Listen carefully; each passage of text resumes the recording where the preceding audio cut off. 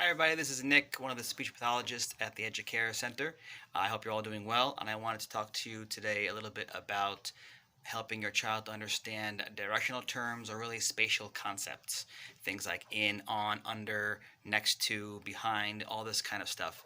That will really help them to follow directions, which is a big goal in speech and in life. It's a really important thing to know how to do, and your child will always hear these terms when they're supposed to be following directions.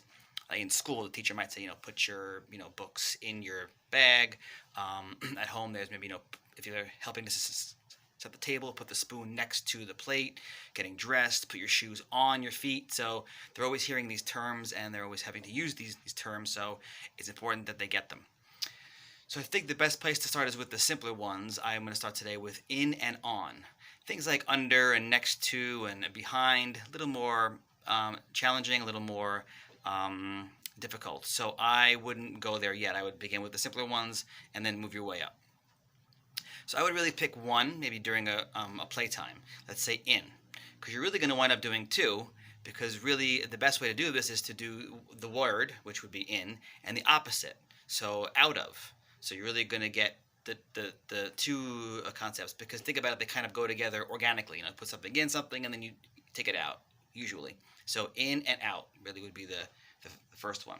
So you could do this with any kind of a playtime. I like to use toy food. You can use, this has a berry and a bowl. So as you're playing, you're really going to emphasize that word as you're doing it. Ooh, you're going to do it yourself. Ooh, look, the berry goes in the bowl. It's in the bowl. Wow, look, the berry is in the bowl. And you can use the word over and over and over again.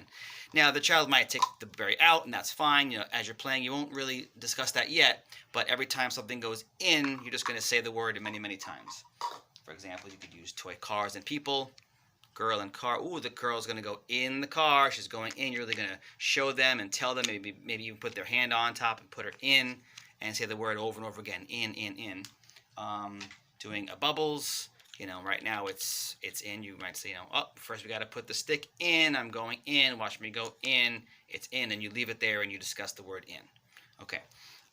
Then, of course, as that's going along, then you can talk about out. So like I said, is the opposite. But really, it should be when you're controlling it first. So once again, you're going to do in for a long time. Even if things come out, don't discuss that yet. Then you will maybe say, oh, wow, the berry was in. Oh, look, now I'm going to take it out. So you're going to say the word again over and over again as you're doing it. Make it very clear. Here's my word. Here's my action. It's out. When you're doing the bubbles.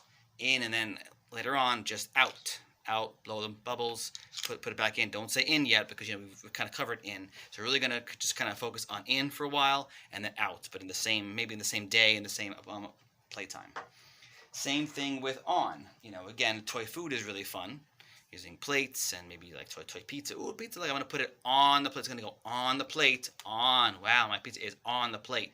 So you kind of just stick with that for a long time. Then afterwards you can start talking about now it's I'm gonna take it off. Make sure that your word matches the action.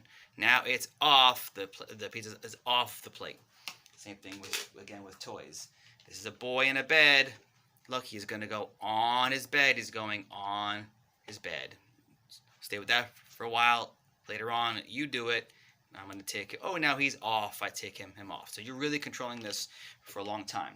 When you feel like they can do it themselves, then you can give them the direction. Put the bowl out and the berry. Now you put the berry in and then see if they can do it. If they need some help with it, that's fine. But really, again, they're going to do it. You praise them if they do it right. In and just kind of leave it there and discuss it. Later on, it could be out. So once again, you're doing opposites. With simple terms, staying with in and on. Later on, you can move on to things like under and over, next to, in front of, and back of. Those two things, maybe next to on the other side. But again, I would start with in and on, and just enjoy that with your playtime. And let us know if you need any help. Thank you so much.